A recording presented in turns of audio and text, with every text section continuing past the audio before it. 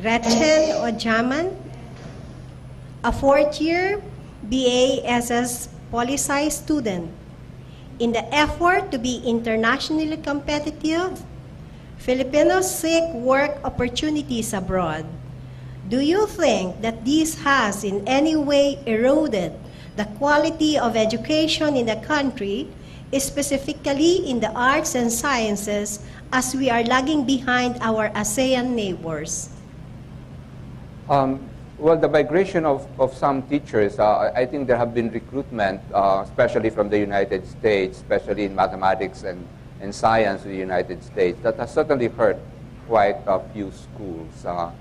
But I think myself that the basic reason for the poor status of our public elementary and high schools is not necessarily because of the migration. Personally, I think it's simply neglect. We have not paid enough attention to them. And as I said, if you pay attention to them, you can actually get many things done. So I think that the main problem is still with us. I think we simply have to pay more attention to what is happening to our school children today. But yes, of course, the migration of teachers hasn't helped. Thank you, Father. We now acknowledge the question from Open University with the moderator, Dr. Diego Maranan. Magandang hapon. Upo na po, I'm not a doctor. I just Maranan. And the question comes from me. I hope it's not too bad. I'm bad for the, but I was very happy to hear about the UP Bienvenido F PhD consortium, and my question is related to that. What are the chances that we can have inter-university taught undergraduate classes? This has to be taught by, say, Ateneo and the UP professor, and attended by students from both universities. The benefits of such an arrangement will be obvious. So is this already being done, or is it something that we can work towards?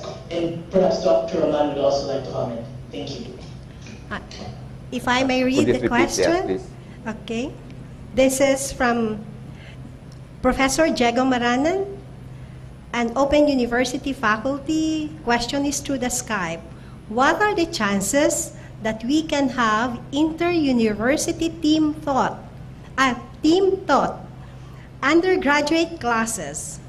This class will be taught both by, say, an Ateneo and a UP professor, and attended by students by both universities. I think the benefits of such an arrangement are obvious. Is this already being done, or is this something that we can work towards? Perhaps Dr. Roman would also like to comment.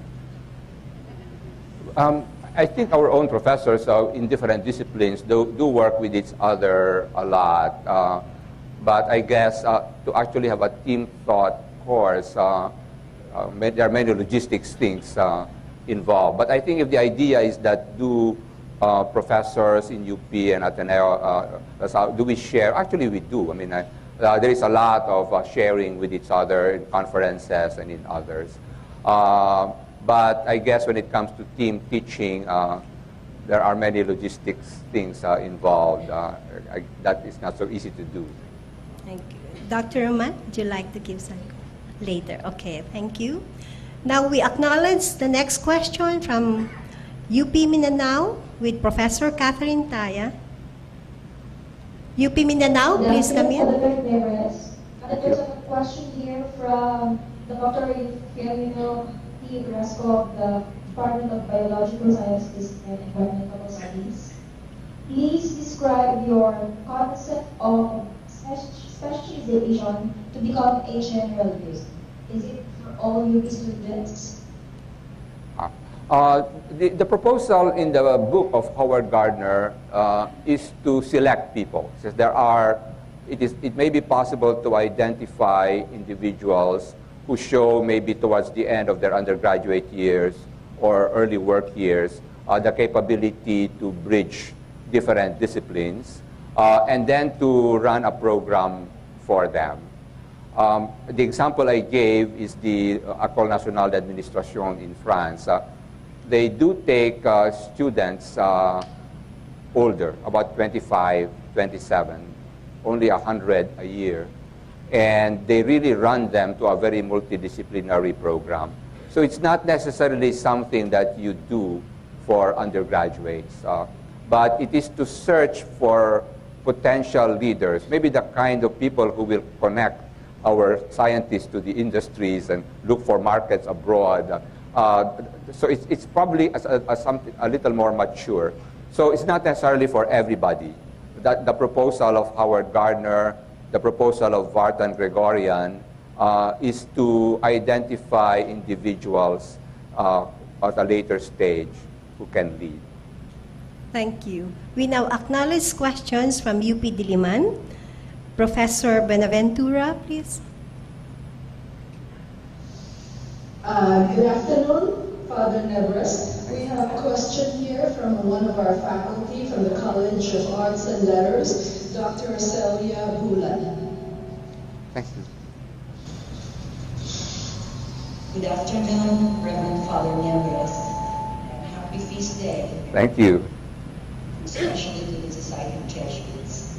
I have two bits of good news today for everybody.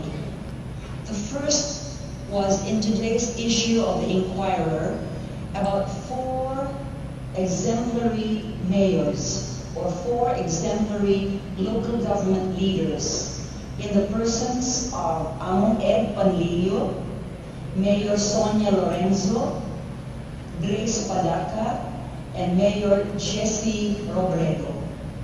The second bit of news is your talk. And maybe I should add a third, the Lupang Pangako experience that you just talked about earlier. My question has something to do with the Lupang Pangako experience, and I think that with that synergy of people and resources that emerged from that Lupang Pangako experience, my question, Father Nebres, is I'm just wondering who initiated that first critical step to do something about that school? And what was the response or resolution of action on the part of the local government? The second question is premised on the fact that in our local government code, there is a certain percentage called the Special Education Fund, and I wonder if this is being tapped at all by local leaders to improve and uplift basic education. Thank you. Thank you. It would take a long time to answer everything, but let me just give the main points. Ateneo de Manila established a Center for Educational Development about 11 years ago. And 6 years ago, around 2000, 2002, we decided that instead of just focusing on teacher training and so forth, we would commit to do whatever it takes to move up our school. And with the support of Mr. Sisip and Mr. Valayo, businessmen who actually went to public schools, we started working with 4 very poor public elementary schools in Payatas. Lupang Pangako was one of them, Bagong Silangan, Payatas B Annex, and Payatas C. And the process was to engage the principal and the community. The process was, we would not give them anything in the first year. We had to organize them first, and then go to strategic planning with them and have them to set realistic goals. We also did kind of a very detailed school profile. The key thing we'd like to say is that we were catalysts for it, but the real drive came from the principal and the community. And how did they get those school buildings? The principal, Mr. Kaling, after they had done their strategic planning and pointed out they needed buildings, went to Mayor Belmonte and showed it, and Mayor Belmonte was very impressed. And so within 2 months, he was putting up those buildings. You're right, the SEF is there, and cities like Quezon City have a lot of money. When we talked actually with Mayor Belmonte, he had already built a lot of the buildings, and when we told him that they needed other things like books and so on, he said, thank you, because sometimes he said the local school board just asks for uniforms for basketball and other things. Sometimes, in fairness to the mayor, sometimes they don't know the school needs. We work, for example, through Synergia Foundation, which I chair, in about 200 municipalities across the country. One of them was Lipa City under Mayor Vilma Santos. And she, like others, said she did not really know how bad the situation is with her schools. But once she found out, she really worked at it, and she was able to raise the performance of our elementary schools, the whole of Lipa, from like 45% to about 75% in 3 or 4 years. So you're right. I think universities can be catalysts for this. At the end of the day, a lot of it will come from the principal and the community. And very key is the local government. I think that many of us forget that there is such a thing as a local school board. There is a local school board for every city, every province, every municipality, composed of the mayor or governor and the division or superintendent or district supervisor. And they are supposed to manage the SEF, the Special Education Fund. And in many places, it's quite a lot. Not in every place, but all the places we have worked, even the little they have, once it's focused on the school, things begin to change and begin to improve. So yes, thank you very much. Really, I think for us, I think the process, I think universities can be a catalyst, or outside groups can be a catalyst.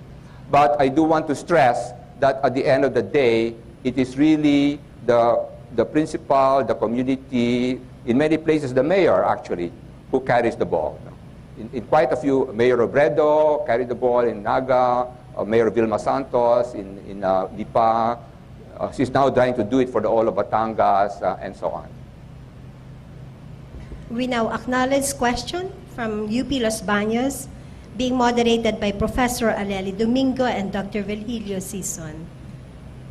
The question is, there seems to be a big struggle to improve the state of public elementary and high school in the country, or the state of science and technology in the post-70s period. What is the situation of S&T and public education in the pre-70s? The Philippines was a robust economy prior to the 70s, and many were proud to be products of the public schools. Well, I don't know when to date it, but certainly I began to feel in the 1970s that the school system was already deteriorating in the 1970s. It was neglected already at that time, and so it began to go down. In the case of science and technology, it's not so much that it was bad in the pre-1970s, but I guess before that we felt that it was enough to have a BS or an MS, and maybe it was sufficient at that time. But the world, the S&T in the world has simply gone to very high-level stages, and we had to move to the level of PhDs and continuing research, because that's the way the world has moved. So that was the need, therefore, to catch up with the rest of the world. But in the case of elementary and high school education, unfortunately, partly because of population growth, and in great part because I think of neglect, the system has just deteriorated, especially in the cities. The province, sometimes in the provinces, is a little better, but in the big cities, if you are aware